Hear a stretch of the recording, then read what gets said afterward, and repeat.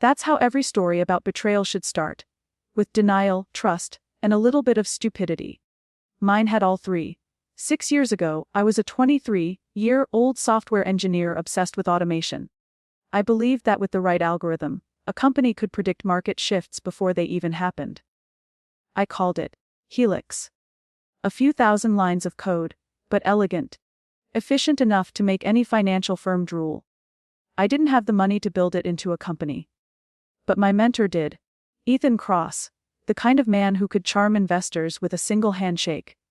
He was everything I wasn't: smooth, talking, connected, confident. When he offered to help me bring Helix to life, I didn't hesitate. He called me the brain, and I called him the voice. Together, we were unstoppable. Or so I thought. The first year was electric. Late nights, cold pizza, endless debugging marathons. Ethan promised equity, patents, the whole dream. We launched a tiny startup out of his garage, Crosstech Analytics. And in less than a year, hedge funds were calling. Helix's predictions were scary accurate. I wrote every line myself. Every algorithm, every optimization. My name should have been on everything. But Ethan insisted the legal stuff could wait until after funding. "We're a team," he said, grinning that movie star smile. "We'll sign papers once the money's real." I believed him. Year 2 turned into year 3. Crosstech exploded. Ethan started dressing like a CEO. Expensive suits. Private dinners, conferences in London and Dubai. I stayed behind, buried in code. At first, I didn't notice the small things. My email access to investor decks got restricted. My name started disappearing from public presentations. The core team section on the website suddenly showed only Ethan's face. When I asked about it, he laughed. "You're the genius in the shadows, man. Every story needs one." I wanted to believe that was true. By year 4, Crosstech was valued at $80 million. I was still living in the same apartment, the same computer, the same hoodie. My stock options were still processing. My lawyer friend suggested I check who actually owned the Helix patent. I shrugged it off. Ethan had promised I'd be listed as co-inventor. He even said the paperwork was in review. Then one night, after everyone left the office, I stayed late to run a system update. While I was backing up the servers, I saw something I wasn't supposed to. A patent filing on Ethan's personal drive. Filed 6 years ago. Owner Ethan Cross. Inventor Ethan Cross. Description: Predictive Algorithm Suite. Codename Helix. My code. My name nowhere. I remember sitting there in the dark, staring at the screen. The air felt heavy. Every fanware, every click of the mouse echoed like thunder. He hadn't just stolen my credit. He'd built an empire on my work. And I was nothing more than a ghost in the machine. Still, I didn't confront him. Not yet. You don't crash the system before you understand how deep it runs. So I smiled, shook his hand, and told him I was grateful for everything. Inside, something cold and deliberate started forming. A plan. Because if Ethan thought he owned Helix, he was about to learn who really controlled it. That's something I wish I'd understood earlier. Because when Ethan called me the genius behind everything, I thought he meant it. But over time, I realized he was really saying, "You build it. I'll take the credit." Well, after discovering the patent on his drive, I didn't confront him immediately. I needed proof and time. Instead, I watched, listened, and pretended everything was normal. That's when the small red flags started piling up. The first came at a Monday morning meeting. Ethan was presenting new projections for Crosstech's AI division. He called it his proprietary algorithm, the one that made Crosstech what it was. He used my demo slides, my words, even my code snippet, which I recognized from a version only I had access to. I raised my hand. "That's from the original Helix dataset, right? The one I built." The room went quiet. Ethan didn't even flinch. "Of course, Sam," he said smoothly. "But you know, Helix has evolved. It's a company asset now. Everyone's contributed." He moved on before I could respond. Everyone nodded. And just like that, my life's work became a team effort. The second flag was subtler. I started noticing late night calls. Ethan whispering in the office after hours, closing the blinds, speaking in that low, tense tone people use when they're negotiating something big. Whenever I walked in, he'd quickly end the call and smile like nothing happened. Once, I overheard him say, "He doesn't need to know. He's a builder, not a boardroom guy." He didn't say my name, he didn't have to. Then came the financial adjustments. Crosstech's accountant, Melissa, handed me a new contract one afternoon. "Ethan asked me to update your terms," she said. "Just routine restructuring since the new investors came in." It looked simple. More stock options, slightly lower base salary. Harmless. But something felt off. When I read the fine print, my intellectual property contributions were now listed as work for hire deliverables. That meant anything I built, code, data algorithms, belonged entirely to Crosstech. Not me. "It's just legal jargon," Ethan said when I confronted him about it. "Standard stuff. Everyone signs the same thing." Everyone didn't. I checked. The stress started eating at me. I'd wake up in the middle of the night replaying old conversations. The promises. The smiles. The "we're in this together" talks that now sounded hollow. At work, I noticed people treating me differently. Like I was no longer the heart of the company, just another cog. Ethan had built a new narrative around himself, the visionary CEO who invented Helix. Investors started calling him the genius. Reporters wanted interviews with him, not me. When I did talk to journalists, Ethan always hovered nearby, ready to clarify or steer the conversation away from anything technical. It wasn't long before I realized he didn't want me seen. The breaking point came during the Series C funding event. Ethan rented out a rooftop bar downtown, invited investors, influencers, and half the city's tech elite. I showed up in my usual jeans and hoodie. Because I was still the guy who built things, not the one who wore them. Ethan strutted onto the stage like a movie star. He started telling the story of Crosstech. How he had spent sleepless nights building Helix from scratch. How his algorithm predicted trends that made millions. I stood there, drink in hand, as people applauded him for the work I'd written line by line. Then he said it. The line that made something inside me snap. "Helix isn't just a product. It's my life's work. Mine. My life's work." I left before the event ended. When I got home, I opened my laptop, logged into the company's servers, and checked the internal permissions again. My access to the Helix core repository had been revoked. I didn't sleep that night. I stared at the ceiling, feeling something between rage and disbelief. How could someone I trusted so much strip away everything? My name, my rights, my code? Without blinking. But anger wasn't enough. I knew emotion would make me sloppy. If I wanted to take him down, I needed strategy. So I started documenting everything. Every change log, every meeting record, every email thread where I'd shared code. I stored backups, encrypted, offline, under a different name.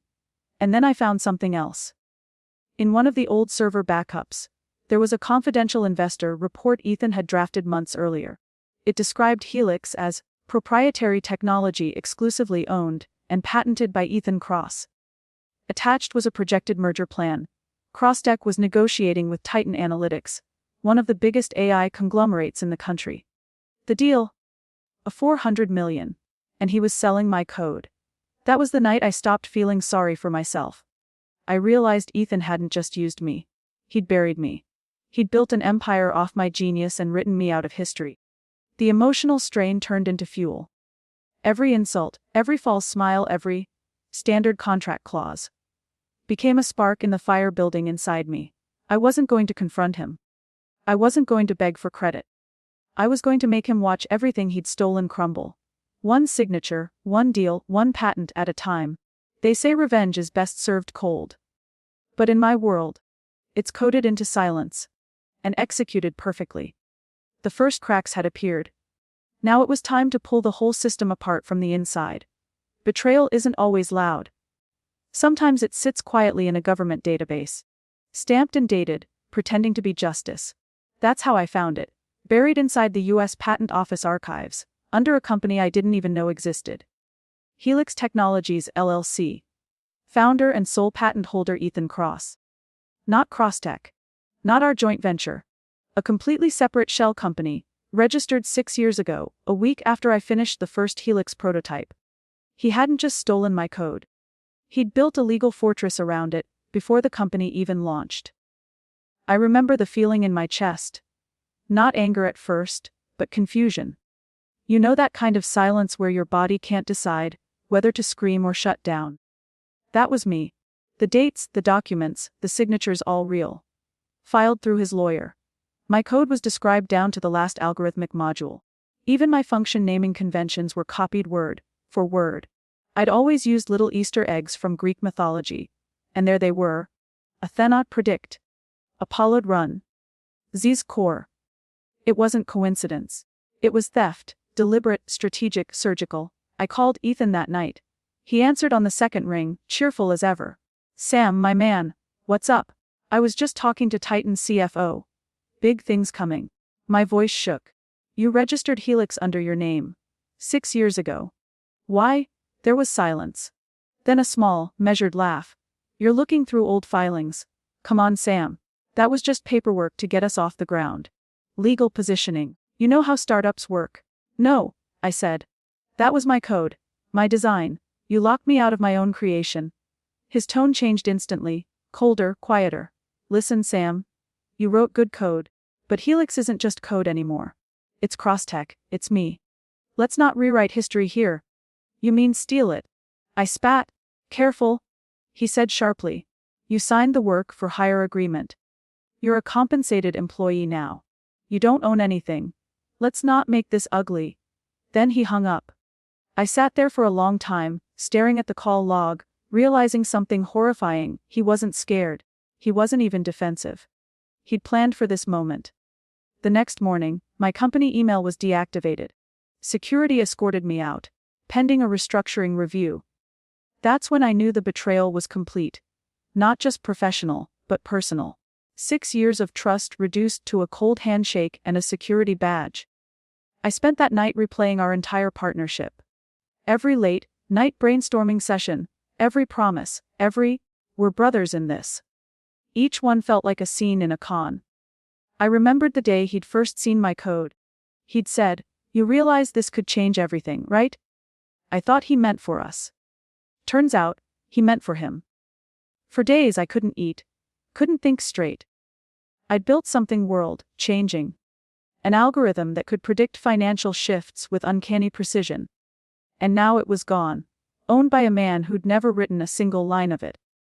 Worse, the world was praising him for it. News outlets called him the mind behind Helix. Investors worshipped him as a visionary. My name was a ghost in the system, erased from every record. My friends told me to move on. Just build something else, they said. But you can't rebuild when someone's stolen your foundation. Every startup recruiter I talked to looked hesitant. Apparently, Ethan had concerns about my NDA compliance. He'd blacklisted me, made me look unreliable, disloyal. A week later I got an invitation to Crosstech's merger celebration dinner. Ethan wanted to finalize the Titan deal. The $400 million payday. It was a cruel joke, but I went. Part of me wanted to see him. To look him in the eye one last time. Another part wanted to watch him choke on his arrogance. The dinner was at a luxury rooftop overlooking the city skyline. Ethan was surrounded by investors, laughing, drinking champagne like he'd won the lottery. When he saw me, his expression flickered for half a second. Surprise, then control. Sam? You got the invite. I wasn't sure you'd come. Oh, I wouldn't miss it, I said. After all, I built the reason we're celebrating. A few people turned their heads. Ethan smiled tightly and guided me aside. Don't make a scene, he hissed. It's over. Take the severance. Move on, after everything you stole. It's called business, Sam. You had ideas. I had execution. You should thank me. Without me, Helix would still be sitting on your laptop collecting dust. His words hit like punches. But underneath the rage, something else started forming. A chilling calm. That's when I realized, he thought he'd already won. That night, I didn't sleep. I went through every file I'd ever touched.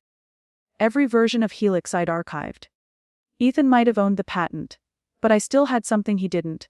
The origin. The original version of Helix wasn't just a predictive model. It was adaptable, evolving. The code had hidden parameters. Small, obscure routines I'd built for debugging. But they could do much more. If you knew how to use them, they could alter the output patterns subtly, almost invisibly. And Ethan had no idea they even existed. That was when the idea hit me, reckless, brilliant, and dangerous. If he wanted to own my creation, he could. But I would decide what it did next. Still, I hesitated. Part of me wanted to walk away, rebuild quietly, start fresh. But then I saw an interview clip on social media. Ethan, standing in front of a Titan Analytics banner, saying, "Helix is the culmination of my vision.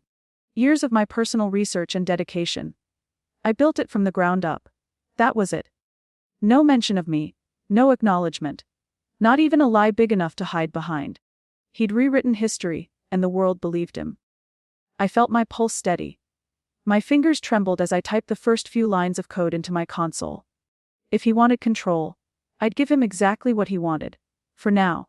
Because soon, Helix wouldn't just predict markets. It would predict collapse. They used my code for 6 years. But they forgot one thing. I still know every line of it. And I was about to turn every one of those lines into a weapon. The night after seeing Ethan's interview, I sat in my apartment surrounded by the ghosts of everything I'd built. Hard drives, sketches, old notebooks. Pieces of a life that used to mean something. Every screen in the room was glowing with his face. Ethan Kross, the visionary.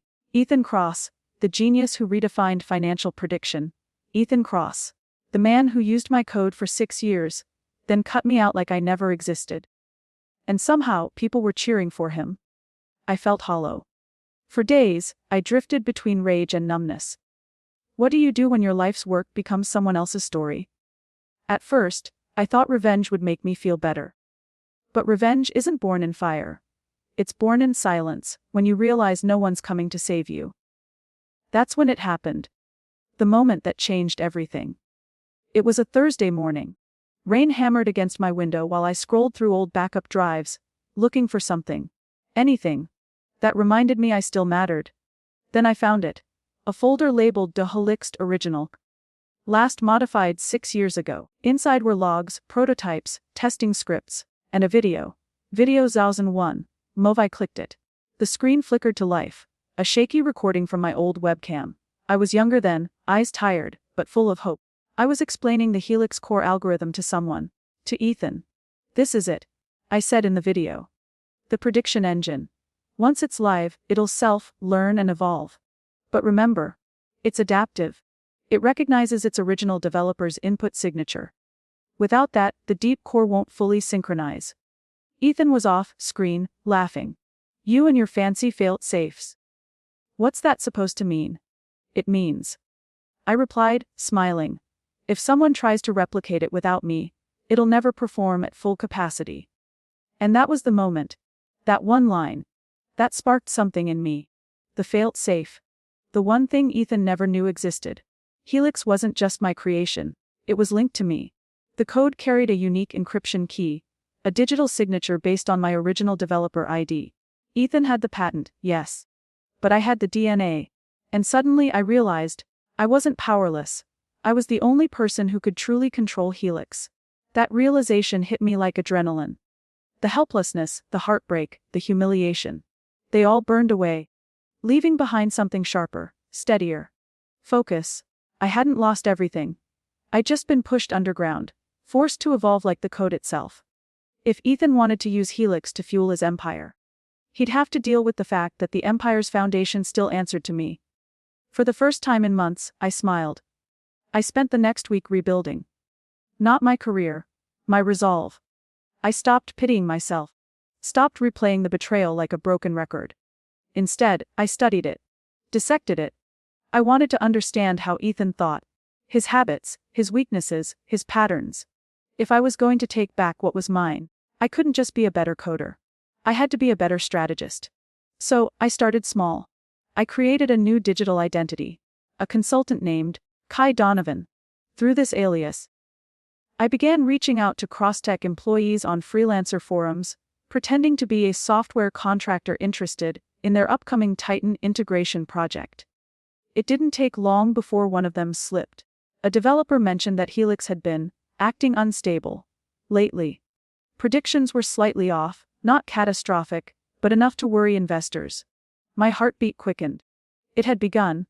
The system was detecting unauthorized patterns, just like I designed it to.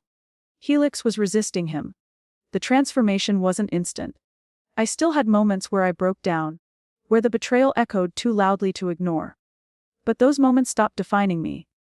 I stopped seeing myself as the victim of Ethan's empire. Instead, I started seeing myself as the ghost inside his machine. The line of code he could never erase. Every time he tried to silence me, he only amplified the storm I was becoming. One night, as I sat in the dim light of my apartment, I opened my journal and wrote 3 lines. He took my code. He took my name. I'll take his legacy. That was the turning point, not anger, not revenge, but resolve. Because I finally understood something most people never do. The person who builds the system always has the final say in how it ends. Ethan had stolen the surface.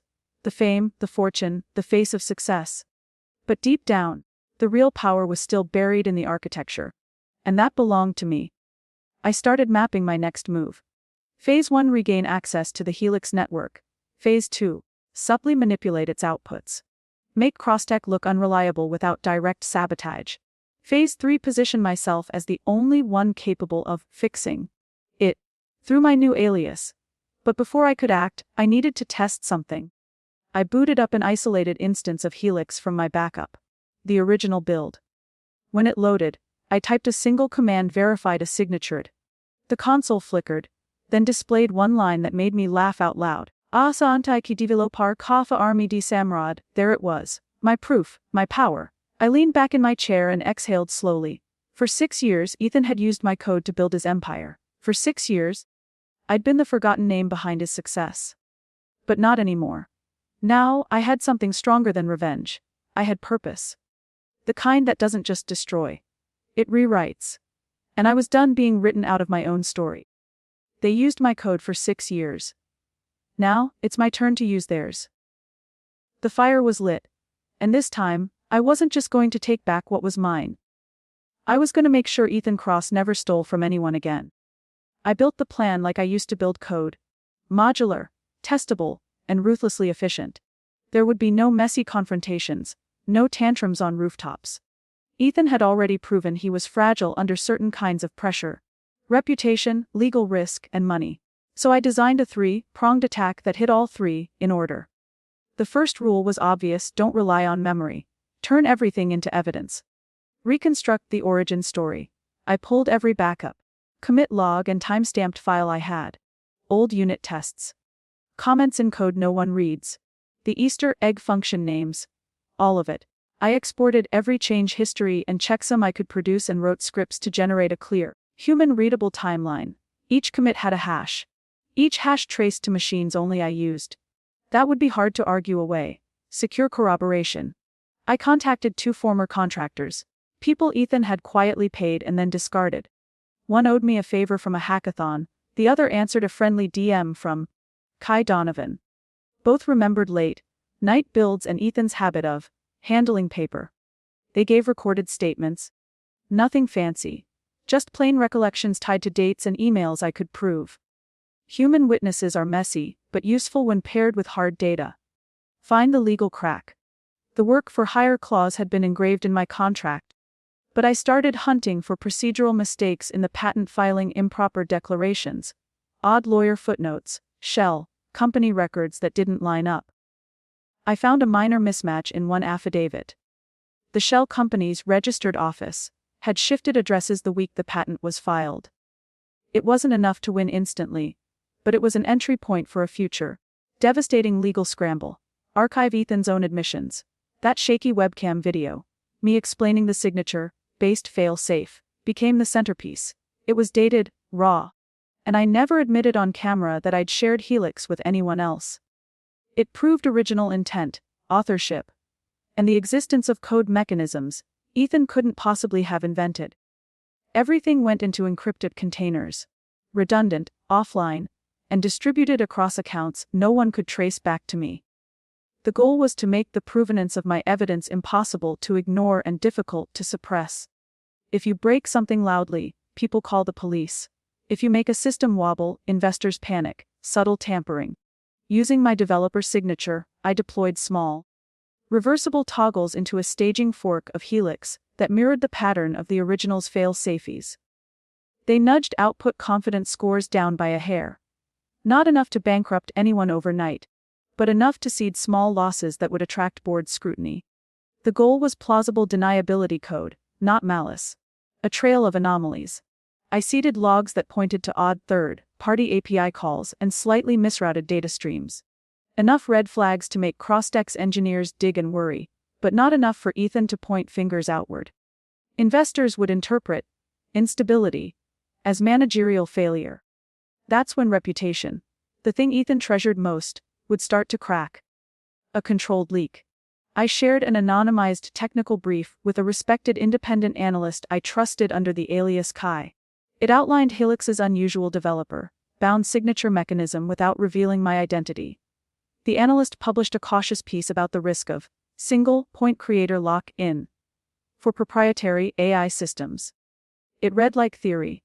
But every investor who read it began to ask uncomfortable questions at board meetings. Throughout this phase, Ethan remained oblivious on the surface.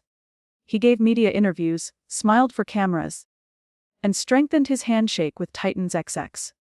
His confidence grew, and that made him predictable. You can't just expose someone, you have to offer the market a better path that compels them to change course. That's where the sale comes in. Find the right buyer. I needed a rival who had both motive and the ability to move fast. A company that wanted to leapfrog CrossTech and had the capital to do it. Through a discreet broker, one of the old hackathon contacts, I contacted Argus Systems, a private analytics firm that had been courting Titan for months. Argus had been looking for a marquee acquisition to announce before the fiscal year close. They were hungry. Create exclusivity. I prepared a legal packet. A provisional assignment offer, proof of origination, and a list of the unique hooks only the original developer could activate. I didn't create an immediate full patent transfer. I created leverage, a credible offer that would cause Argus to signal interest publicly if negotiations went well. Public interest from a rival would force Titan and CrossTech to re-evaluate the pending merger. Synchronized timing. The plan hinged on timing the reveal after the staged instability and the analyst's piece, and right before CrossTech's final investor vote. If Argus floated a strategic non-binding term sheet in that window, Titan would pause, investors would pull back, and Ethan's perfect moment would suddenly become fragile.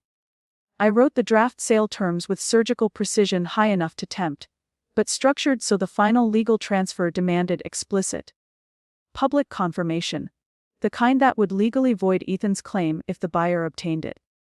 In effect, selling the patent to Argus would not only transfer value, it would force a public legal reckoning about original authorship and rightful ownership. Through it all, Ethan kept acting like the man who owned the sun.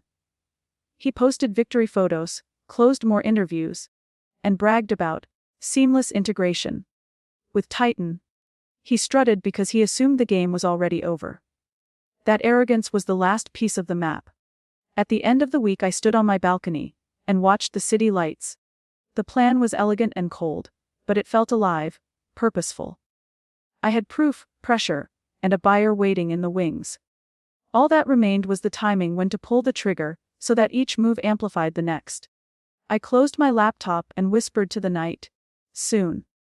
Because in a few days, CrossTech would have to choose between a shaky, overconfident CEO and the reality that his empire stood on a foundation someone else could legally own.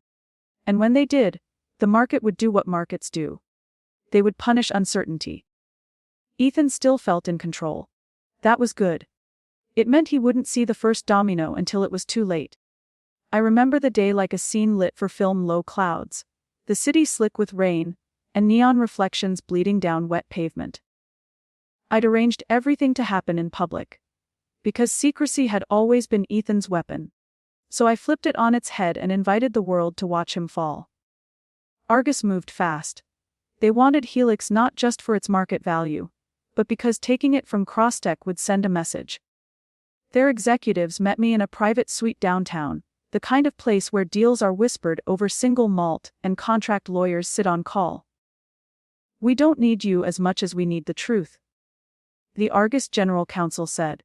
Prove authorship, and we'll make an offer the board can't refuse. But we want it public. We want the legal fight to be on record. Perfect. That was the point. We structured the sale as an assignment contingent on origination validation, an upfront escrow, a non-binding public term sheet, and a joint press release prepared to run the moment the court issued a temporary restraining order. The legal team I hired, the one who loved procedural traps as much as I did, filed an emergency motion in the federal district court, alleging material misrepresentation in the patent assignment, supported by our documentary proof. The hearing date came in like a thunderclap, a single, dramatic morning in a federal courtroom packed with press, investors, and Crosstech's legal cavalry. Ethan walked in like a man on a set, practiced smile, suit crisp, hair perfect. Titan's executives sat behind him like loyal generals. I sat at the plaintiff's table, under the name Sam Reed, no mask, no alias. Because there's a power in being the face of what you're fighting for. Judge Calloway called the room to order. The cameras gaped. Ethan's lawyer opened with the usual confident drone about patent chains, work for hire, and corporate continuity. He spoke like someone who believed legalese could smother the truth. Then our evidence rolled. First, the commit logs. My forensic tech had synchronized every development machine's MAC addresses, timestamps, and commit hashes. He presented a visual timeline, commits that predated the patent filing, timestamps embedded in build signatures, checksum trails that led to hardware registered to me. It looked like a crime drama exhibit. Clean, cold, undeniable. Next, the video. I sat through the playback as the court watched my younger self explain the developer signature fail-safe. You could hear the intake in the room when the judge saw the line. It recognizes its original developer's input signature. That wasn't theory anymore. It was proof the system was designed to be tied to me. Then the witnesses. The contractors, the accountant who remembered odd address changes, the analyst who'd published the cautious critique. Their statements stitched a human layer over the digital proof. Ethan's team tried to drown it in chatter. Procedural regularity. They barked. All filings complied. They waved affidavits and corporate minutes like talismans. But their paper trail had seams. The shell company's registration shifted jurisdictions in suspicious ways. The attorney who'd filed the patent had an email trail showing he'd advised Ethan on securing IP quickly. Quick, yes, and sloppy. Judge Calloway's expression hardened. This court finds sufficient prima facie evidence of material misrepresentation and potentially fraudulent transfer, she said. I will grant a temporary restraining order, preventing Crosstech from transferring any assets related to the Helix patent pending further discovery. That order hit Crosstech like an explosion. The newsroom outside exploded into speculation. The stock ticker flashed red. Titan's counsel looked ashen. But the real destruction came next. Argus made their move public in the same breath as the court order. Their press release announced a conditional assignment offer for Helix with the escrowed funds. A move that signaled to the market two things. A legitimate rival valued Helix independently, and Helix's legal status was now under active judicial review. Markets hate uncertainty. Investors who had been celebrating days before suddenly smelled risk. Crosstech's valuation cratered as trading halted. Then resumed with sell orders stacking like a landslide. Titan publicly announced they were monitoring developments and delayed the merger vote. Private investors demanded emergency board meetings. Ethan went from triumphant to frantic in the span of hours. He tried to fight back publicly. He did interviews, strained performances of indignation and rage. This is sabotage, he said, looking into camera lenses that had once adored him. Unfounded allegations from a disgruntled former employee. The thing about public lies is that they crack under the pressure of evidence. Our documents weren't just piles of zeros and ones, they were a map of truth that any investigator could follow. Journalists dug. Law firms contacted Argus with unsolicited interest. Crosstech's board convened at 3 a.m. Faces pale under fluorescent lights. Inside Crosstech, the fallout was cinematic and brutal. Engineers who had built models on top of Helix found their deployments frozen. Contracts with clients were suspended pending resolution. Key partners pulled lines of credit. Creditors called loans. Employees who'd cheered Ethan's meteoric rise now walked the halls in stunned silence. Ethan tried legal theatrics, counterclaims, emergency appeals, smear campaigns. He hired PR firms and legal mercenaries. He threatened to sue Argus for tortious interference. But every press release he pushed only led back to the court filings and the original video, which had already been amplified by conservative legal outlets and tech journalists. The momentum had momentum of its own.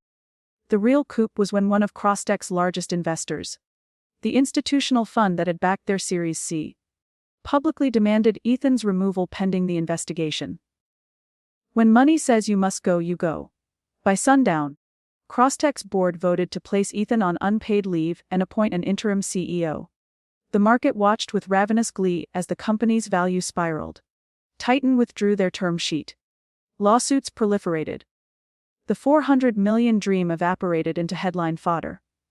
Argus didn't need to physically take Helix to destroy Ethan. They'd already done the strategic equivalent. They exposed the foundation and offered a public path that forced the market and the courts to act.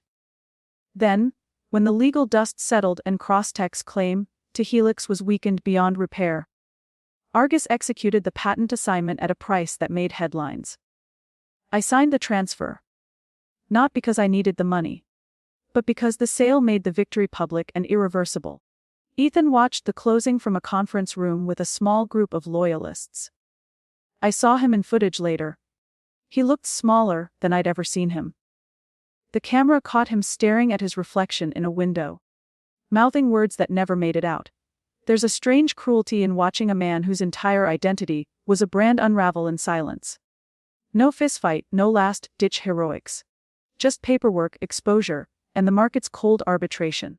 I left the courthouse into rain that felt different than the rain that had made the city glow earlier. It felt like a cleansing. People called it poetic. Critics called it messy. Ethan called it theft. The irony being he'd weaponized theft for years. I didn't celebrate with champagne. I stood on a bridge and let the river noise wash the adrenaline down. The revenge wasn't about ruining a man for sport. It was about writing a ledger that had been unfairly balanced for too long. Helix was no longer his to parade. The patent now sat in Argus's vault, and more importantly, the public record acknowledged the origin story. CrossTech would survive in some form. Companies often do. But it would be a different company without the halo Ethan had stolen. And Ethan? He lost everything he used to define himself: the merger, the fame, the board's faith, and the easy stories of genius that never mentioned another person's name. When the headlines finally stopped screaming, I realized something: the emptiness that had gnawed at me after the theft was gone. It had been replaced with a slow, steady fatigue, the kind that follows a long battle. I had taken back what they'd built on my back, not with a duel, but with proof, patience, and the quiet cruelty of inevitability. The city lights blinked below. In my pocket, my phone vibrated with a single notification: Argus Systems confirms acquisition of Helix Technologies. Transfer complete. I exhaled and watched the notification fade into the night. They used my code for 6 years. I sold the patent to their rival, and watched the empire burn. The curtain fell. The applause was faint. But it was real. The courtroom battle, the headlines, the market implosion, they all burned bright and fast. But the aftermath, that's what lasted. For months, the tech world devoured the story. Analysts called it the most devastating intellectual property reversal in modern AI history. Ethan's name became shorthand for hubris. Every entrepreneur who'd built their empire on someone else's work suddenly checked their foundations twice. CrossTech's stock never recovered. Titan withdrew permanently, and within a quarter, half the board resigned. The company filed a restructuring plan, its once sleek offices now half empty, the giant Helix logo on their glass tower replaced with a bland temporary banner. Under new management. And Ethan, he vanished. He tried to start again. Of course. Men like him always do. I heard whispers, a podcast appearance, a self-published book about corporate betrayal. And eventually, a desperate live stream where he tried to frame himself as the victim of a system that punished ambition. It didn't stick. Because by then, the world knew the truth. The commit logs, the court filings, the press transcripts, they were all public record. His former investors called him a liability. Former employees ghosted him.